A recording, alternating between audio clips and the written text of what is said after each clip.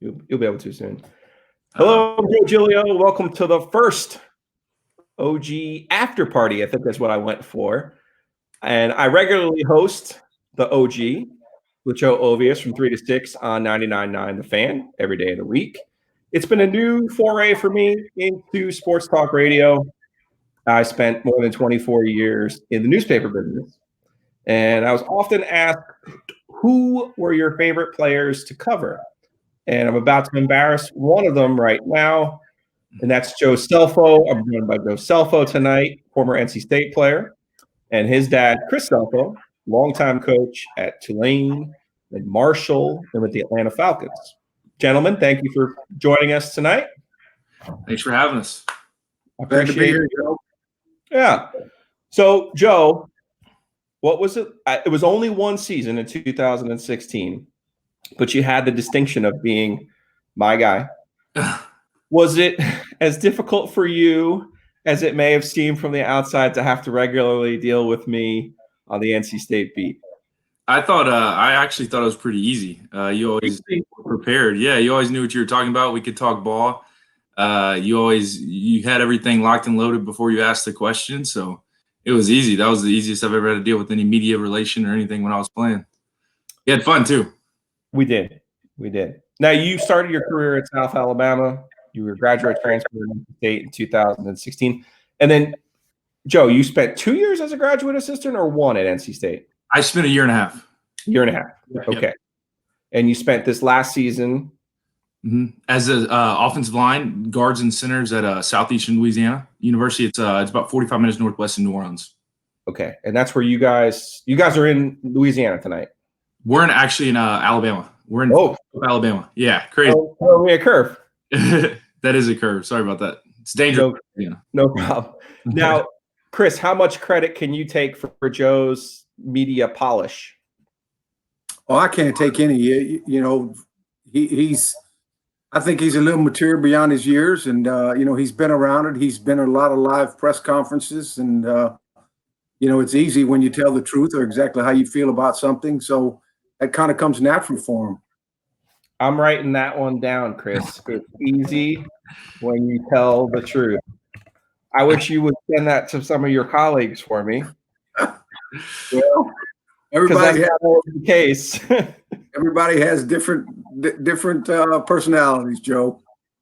Absolutely. One of the really neat things about you, Chris, in addition to all your success as a coach at many different stops, and we'll get into that, is you actually took the 2016 season off to be with Joe and go to his games and actually try to experience what ended up being his final college football season, final football season. What went into that decision for you, Chris, to step away from football and follow your son and try to share some of those moments with him? Well, I wasn't able to follow him throughout. I was in the NFL when he was playing, and we got relieved of our duties the year before in 2015. And so what I did, I sat that year out and watched him play every game in South Alabama. My wife and I were fans, and she was a photographer, so she took a lot of pictures at the games, but we traveled to every game. And then when he decided he was going to grad transfer, I told my wife, I said, look, we've got to make this work. And we found a way financially to do it. And we ended up, I'm going to really embarrass him now, Joe, is that he and I and his mother split an apartment in Raleigh. So we basically moved up there for the season, and we traveled from game to game. We drove everywhere, and we may have been gone 2 weeks at a time, but we all shared the same apartment in town. And Joe played center that season at NC State. And for you, Joe, what do you remember? Because it's probably one of the few times you had your dad around. I'm guessing he was an extra coach too. Yeah, so I thought it was really a dream come true because kind of growing up, me and him established a relationship that he was my dad and not my coach. And then as I got older, especially throughout my first few years in college, I started to just lean on him with everything, whether it was football, life, or anything. And then when I decided to grad transfer and I had him up like living with me or around all the time, I just started to take advantage of his mind, not just from a father standpoint, but from a coach standpoint. And he would watch tape or he would give me pointers pre-game. And, going into week one, he would study me all through training camp and then study our first opponent, which was William and Mary. And he told me everything. And then I get out there and it's exactly what he was telling me. So it was a cool feeling just having him around, not just as a dad, but as a coach that year. But we also found the balance between the two, because it is hard to do from a father-son relationship when, your dad's a coach and he's always been a coach and he's always going to be a coach. But the fact that he got to coach his own son because he spent so long coaching other people's kids. And I got to see the relationships that he built with everyone else. And I didn't get jealous or anything, but I still had a piece of me that always wanted my dad to be my coach. And for that short, 13-game season, I got the opportunity to have him as my coach. And, he was hard on me. And he definitely had some choice words, but he made me better. He made me a better player in person. And he didn't step on anybody's toes, which was really cool. And I thought it was a great sign of his humility and his his just kind-heartedness to not want to challenge anything that somebody else was doing. He would tell me ways that I could improve my game mentally and physically, but especially mentally. When you get to that level, it's a lot more mental than physical. And I'd already developed. I was 23 years old, so my physical game was, I just needed to maintain it. But he really established that mental part of my game that. He helped me tremendously more than he'll ever know. Is that true, Chris? You were able to get him a pretty good scouting report? Well, if I didn't, his mother would have probably kicked me out. So, but yeah, we worked well together, and I thought Coach Doran and Dwayne Ledford and Eli, those guys did a heck of a job. But mine was my role in it was being a father/coach, and I really enjoyed it. It brought back a lot of good memories from college football, and made me miss it even more. I'm Joe Giglio, and I'm getting used to this radio thing, guys. I identify myself. This is new for me. You have to do, but it's weird too because I'm on camera. In this radio thing, like I can do whatever I want with my face, with my hair, but I can't really do that. But I'm joined by Joe Scelfo and Chris Scelfo, and Joe is a former player at NC State. And just to kind of wrap up this first part of the NC State portion of the programming, go back a half a step for me, Joe. And how did you get to NC State? You were at South Alabama. You played there for 3 years, and you actually played at South Alabama, and that NFL defensive line that NC State had. And I'm fairly certain you held your own against them, but just kind of take us through the process of how you ended up at NC State as a grad transfer. Yeah, I decided, I graduated early. I was actually at South for 4 years. I redshirted my first year and then played the next 3 years. And, I still remember that game that we played NC State at Ladd. 63-13 was the final score. And, after the season, I started thinking about things, and I graduated that December. And I knew I kind of wanted to take that next step and challenge myself and everything. And then me and my dad, it's really one of the guys my dad used to work for, Greg Williams. He actually took us in out of high school when I wanted to go to NC State, and we did the whole RTP tour going to Duke, UNC, and Raleigh, and Wake Forest, and all those schools up there, wanting for me to go there out of high school. And I wasn't at that level yet, or whatever it may be. But we went to Coach Williams' house, and I'll never forget just the whole town, the atmosphere. Raleigh, I fell in love with Raleigh, and then circle back, 5 years later, when I decided I want to transfer, I just always remembered Raleigh. I remember, and then of course playing against them, BJ Hill, Justin Jones, Bradley Chubb, Treat, Arius Moore. You're not going to forget those dudes when you play against them. So I remember, they had some good young guys on roster, and then I started reaching out to guys and doing my research, and my dad really helped me. He was studying rosters. He was studying everything, coaching, coaches-wise, everything. And it just seemed like the right fit as far as there was definitely a need there.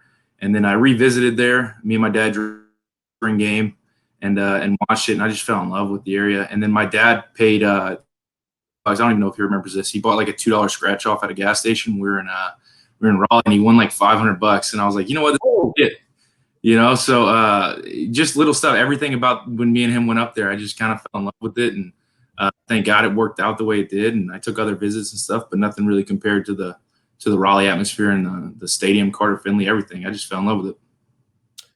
We're on Facebook Live. Joe, can I interject something here? Yeah, absolutely. Dave Dorn owes me $500 because I gave Joe for all that winning to go to NC State. So I got 500 coming from somewhere. Okay, all right. But I think the scratch off was pretty good, though. I mean, yeah, it was real good. We are on Facebook Live, and as such, there are comments, mostly just greetings, but I wanted to share with you guys just in case you can't see them. Scott Garber says, "Good evening." Scott, he was our college punter. Okay. South Out. And Jennifer Griffin Grady says, "We love you, Joe. So proud of you." So that's Sully. I don't know if you remember the story I did with Sully. That's Sully's mom, Sully, Jennifer and Eva. Yeah, we still talk these years later, talk all the time. I'm so proud of him and his sister Eva and Miss Jennifer, and I love them dear to my heart. So I'm glad they chimed in. Well, that's a great segue, Joe. You have a future in radio. Tell us that story. Which with Sully? Yeah. Yeah. So Sully was going through a tough time in his life. He had lost his dad unexpectedly, and I was struggling too. Just moving up there, giving up my whole life, and taking a chance. I mean, I could have gone NC State and not played, and that was scary to me. So I was going through a lot mentally. And then I met Sully. I went over to their house. We were standing by their pool. I'll never forget it. And I just started watching Sully and his sister Eva, and just see how kind-hearted both of them were. And then meet Miss Jennifer, who's one of the strongest women I've ever met. And I just fell in love with their family. And Sully, it took a while, a lot of walls to knock down, but I just kind of gravitated towards him, and he gravitated towards me, and we just became buddies. That's kind of what we say. We're just buddies. And I'll always cherish that because that got me through a lot mentally, because sometimes when you think you're going through something, somebody else might be going through something a little worse. And I couldn't imagine what was going on in their lives as a family. And just the fact that I had the opportunity to be around them so much and just kind of mentor him and hang out with him. And like I said, just be his buddy. It ended up being the best thing for me. He would go up to the facility, go to practice in the summer. Throughout the fall, he was at every game. Miss Jennifer was at the Clemson game when I got hurt, and she was in the stands freaking out like she was my own mom, and it's just a powerful relationship that I'll cherish for the rest of my life. And I think they will too. But it's something that I've got a lot of fond memories, and we're going to make a lot more memories in the future for years to come. But Sully, Miss Jennifer, and Eva they impacted me just as much as I impacted Sully and them. So I'm very appreciative of them. That's awesome. A couple more from our comments. Go Titans. Who are the Titans? Titans are my high school. And, okay. It's David Pinkerton. David, that was my high school running back. Okay. Oh, all right. I like it. Also, hello from Watkinsville, Georgia, Tina Bailey Paul. Look at that. I learned a little trick. Oh, that's awesome. That's my high school attendance lady who actually ended up liking me. At first, I class as much, but now every time I go back home, I see her and we go get ice cream. And she's awesome. She's like my second mom too. She's the best. Okay. Yep. And here's a test for Chris. Here's Steve Young, otherwise known as parking spot number 6 in Carter Finley Stadium. He had the tailgate set up. Some of the best times that my wife and I had during game day. Pregame. Yes. We always went there. Postgame, we went there and watched other games. And Steve's wonderful. Yeah, Steve has a great setup at Carter Finley Stadium. Yes, he does. Joe, in your coaching position now, obviously, everything's so discombobulated by the COVID-19 crisis. And I'm wondering how you're able to kind of keep track of your players. Obviously, recruiting is a big part of your job. Mm-hmm. How are you trying to do those things remotely? I think in Alabama, where you are you guys under a stay-at-home order? Yeah, curfew. We're in curfew order. Shut down, and you're not able to do workouts or any other things. Yeah, it's how are you trying to handle all that? I think it's just finding the balance, keeping those guys communicating with me and the other coaches on staff, and it's just checking in with them and hoping and praying that they're working out and training. But for the most part, before all this happened, we did a good job just talking to the players about, hey, you gotta take this seriously. You gotta be accountable with each other and yourself. And I think it's all just about staying in touch with them, spending an hour every morning talking academics with them, and then spend an hour recruiting. But recruiting really never stops. So I say spend an hour in the mornings, but it's kind of throughout the day. And just finding that complete balance between academics to recruiting to worrying about our guys now is big too. And the incoming freshmen that are coming in, it's all just kind of part of it. And then also taking a step back and just being with your family and appreciating this time off. You can find a positive in every situation. So just talking to the guys about holding themselves accountable, really. There is nothing quite like the COVID crisis that we're going through. The country hasn't really seen anything like this, but your dad is a bit of an expert in how to handle crisis, particularly with a football team. And Chris, what do you remember about getting through Hurricane Katrina when you were at Tulane and just afterwards, just being able to put the program back together? Well, Joe, I don't think it's even close to the magnitude of what we're going through now. But in our world at that time, it was. The biggest things that I had to do as the head coach there was account for everyone. When I say that, not only the 100 guys on the football team, the assistant coaches' families, their families, and that took all the energy that we had to be able to get through that. Once we got through that part, now it was just being able to adapt and adjust, and that's kind of what we had to do. But as Joe said earlier about his players, being accountable, mostly it was being accountable to yourself. Once we found all the families were safe and where they were and who we were, and then we were able to put them all together and play that season. It wasn't, the best year on record-wise of my career, but by far it was the most gratifying and satisfying because every one of those players that started that journey, the day we left the Wilson Center on a bus with just our workout gear to the day we finished, we didn't lose one player. And, it was a tremendous tribute to the staff, to the players that we had on the roster and their families. Joe, when I meet you, help our audio. Things I'm also learning in our radio career here. You're proud of me, Joe. I am proud of you. Assessment, man. There's no sports. I'm working from my bathroom. You're an Old Spice man, I see, huh? Oh man, we're making do here, buddy. Going back to NC State, Joe, and this brings both the Scelfos together. Chris, you coached at Marshall, and you were Trevor Thomas's coach at Marshall. Played offensive line for the 1992 national championship. Well, fast forward almost 20 years, and Trevor and Shelley have 2 kids. Thayer ends up playing receiver at NC State, and Drake ends up playing linebacker at NC State. Can you give us a good scouting report of who the actual best football playing Thomas is, Chris? The toughest by far is the mother, Shelley. By far the toughest. The best athlete is the youngest, Lex. Okay. He'll be better than now. Yeah. He'll be better than both of them.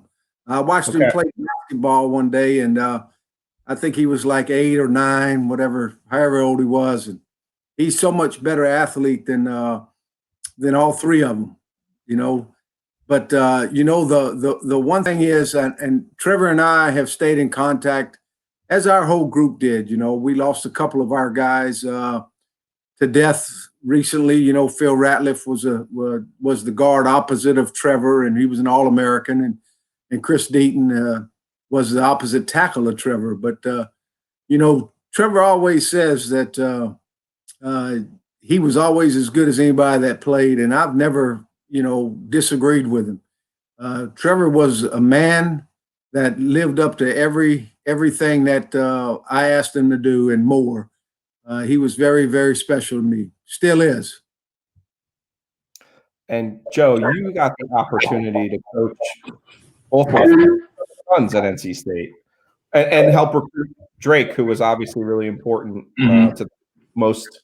I guess it's the recruiting class in 2019 now. What was it like reconnecting with them? And I think you knew them mostly growing up, or when they were growing up too? Most of the time, like most of their lives, I knew of them or I met them, I'm sure, but and I kind of followed them through pictures and everything. But when I was transferring, circling back to when I was coming out of South Alabama, is kind of when I reconnected with them. And I saw Drake, and I was like, man, this kid's, I think he was a sophomore at that time. And I was like, man, he's going to be a good big time player. So I got to help recruit him. And then Thayer, when he got there, that dude, that's seriously one of the hardest working guys between him and Kelvin Harmon, some other guys I've played with throughout my career, even back at South Alabama. That dude, Thayer Thomas, is one of the hardest working kids I've ever been around. So I got to watch him from a distance when I was GAing. And then, post practice and stuff, we'd always talk and hang out and just kind of help him through the mental part of the game because I didn't coach his position or anything. But it was really cool to see them and where they're at right now and how much farther they're going to continue to go. And I'm super proud of both of them. And I'm glad Drake made the decision to go to Raleigh and go to NC State and play with his brother because, it's all just a family ordeal with them. And they're always going to, be close to each other. And I think it's just cool to be around family. So them playing together is awesome for them. I'm happy for them. I'm posting some of these comments on here. You guys can see them now, right? Yes. Okay. Here's one for you, and I'm going to need an honest answer when you see it. Who wins in a Scelfo family Oklahoma drill? Who do you think? Today, Joe? Today or what? I would never try him. So, this – but, if we're playing in a game, I don't care. I'll play against anybody.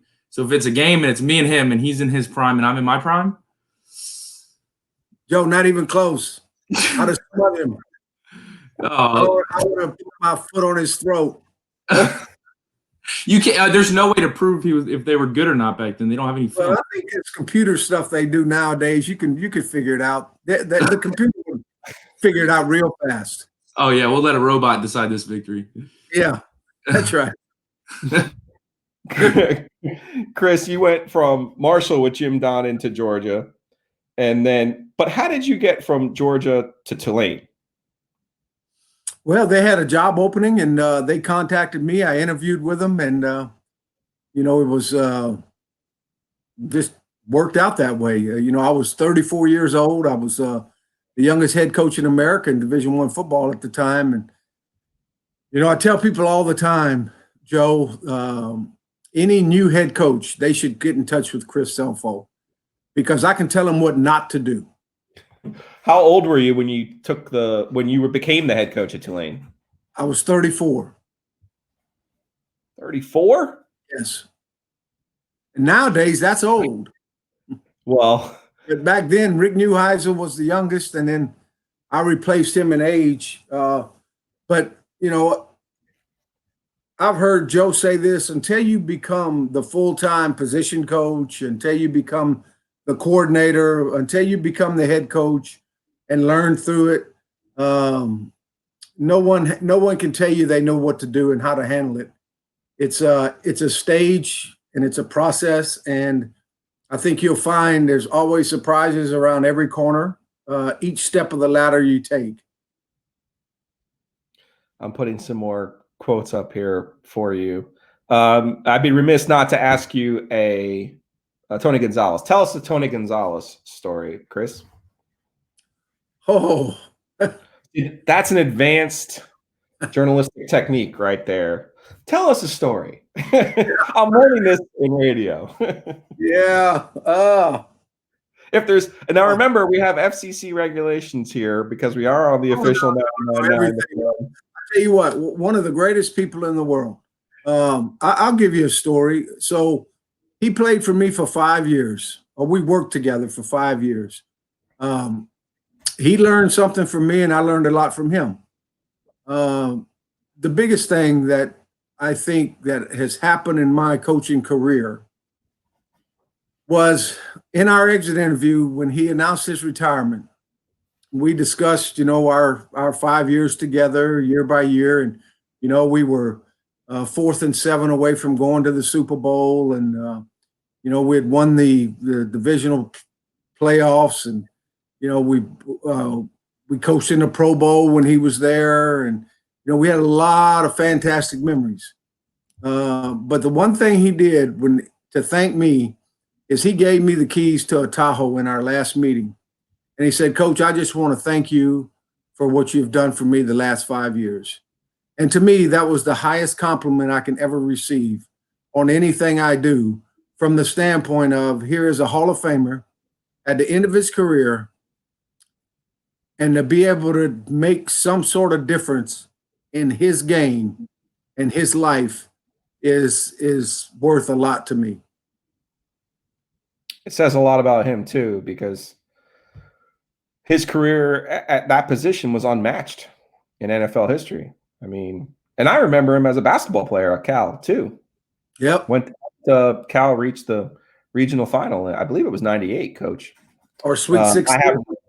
I have random NCAA knowledge, so unfortunately for me. Yeah, but he's a fantastic person. I'll tell you something else too. He sent his son Nico down to spend 3 or 4 days with Joe, just so Joe could mentor him and be around him and teach him how life is. Nico's mom's a famous person, and for them to send him down to Joe and teach him some things, and that's a tremendous honor for Joe, the way he's handled himself around Tony and the guys in the locker room. I'm bringing you back in there, Joe. What's your favorite Tony Gonzalez story? I can't get into it with the regulations and stuff, but for my 21st birthday, he took me to Vegas with my dad and about For real? 6 other guys. Yeah, we went to. It was me, Tony Gonzalez, obviously my dad. Sam Baker was there, who played in the NFL for a while. Yeah. Hawley, Michael Johnson was there. We had a crew, but it was definitely led by Tony. And some of those stories, like I said, my mom might see this. Might have somebody on Facebook that shouldn't see this or anything. So that was my best. I wish I could go into detail with it, but it was probably the best 3 days of my life right there. So, Joe, I'll tell you another one. He was one of the few people that stayed for the whole game against Notre Dame. Yep, Tony was there. Him and his cousin Dennis flew in for the game and stayed for the whole game. Yep. Joe, we can wrap this up pretty soon, but I can't let you go without talking about the Clemson game in 2016. The game. It was a series of unfortunate events at the end, but I think what helps the situation is that you can kind of compare it to life. If you give your all in something and you give it the absolute best of your ability, then I think you can sleep at night. So, going back with that game, I didn't sleep for a couple nights after that, but I started to realize that, I don't think that there's a snap that I didn't play my hardest. I don't think there's a snap that the team didn't play their hardest. So when you have that satisfaction that you gave it all you had, you can kind of go to sleep at night. Does it suck? Yeah, but life sucks, and there's a lot of things that don't work out the way you want it to. I think that game right there, if we would have won, we could have changed the whole landscape of college football that year. But we didn't. So what, now what? And you got to move on from it. And you just got to appreciate the fact that you put in all that effort. And you got to enjoy playing the game of football. And it was an awesome game. It was a tremendous game. We just didn't get the outcome we wanted. So, but it does hurt a little bit every time I see that tiger paw everywhere. But it is what it is. I know most people think of the kick, but missed kick. But Matt Days played a hell of a game that day. Yeah, he did. He had a good game. Clemson had however many NFL guys on the other side. Mm-hmm. And Deshaun Watson, we see how good he is now too. Mm-hmm. Not that we didn't know then, but yeah, he's something else in the NFL. Just Matt was you only got to spend 1 year in NC State, but you understood the dynamic of that team. But Matt was it just seemed like at the end of that year, he really just tried to put the team on his back and get you guys to a bowl game. Yeah, which he did. But just a little bit about your favorite interactions with him. He's a little bit of a quiet guy, kind of a shy guy.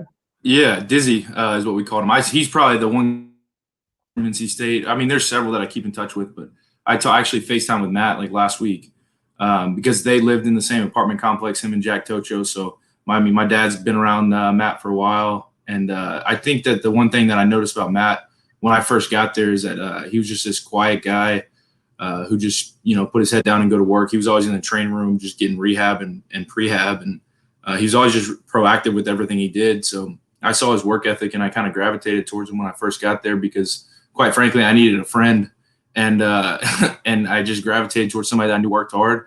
And it turns out I picked the right one, amongst a lot of other ones in that locker room. But me and Matt's relationship and friendship will carry on for life. But he's a special player, but more importantly, he's a special person, and he just works so hard. And you can't look at that guy and say that anything was given to him. He earned everything that he's ever had. And he's only going to be successful outside of life too with what he's doing now. And I was just honored to block for him. There's sometimes in the games when I go to him and I'd say, "Hey, just run it behind me." And I said, "I'm gonna give you my all." And he was like, "I know, I got you. Just watch right here." And in that series, we go out and he'd press at the A gap when he wasn't supposed to, just because I told him to or something like that. Or it was just a level of trust between the two of us, and it was just a special relationship on the field that we had that carried over off the field. So. I'm a big fan of Matt. Other than the Louisville game the next week, did you feel like you guys were able to recover from that Clemson loss? Yeah, I do. I think, the rest of the season, I think we definitely bounced back. We learned how to overcome things. And like I told you, the whole so what now part, I think it just took a little bit to sit in with us, about a week. I mean, I think Clemson, that game that and Louisville was two big time losses, and I think it did take us a week to recover from that, but we eventually did, and then we ended up having an explosive offense, an explosive defense, an explosive kicking game after that. Like we came together, and I mean, adversity struck, and we rose to the occasion, and we finished the year off strong. You ended up going back to Clemson in 2018 as a graduate assistant in that game, and what did you tell me happened when you walked back in that morning into Tiger Stadium? Just I was emotional a little bit. Come on, you can do it. You got it. I saw Joe at halftime, right? Yeah, it was halftime. I think it was halftime, and he said to me, "I cried."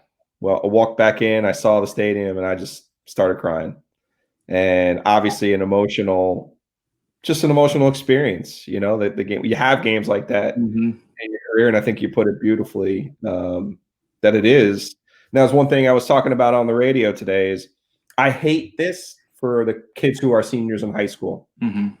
That you should be able to graduate, go to your graduation ceremony. You should have your final season, but as you guys know, nobody, when you get laid off, you lose your job.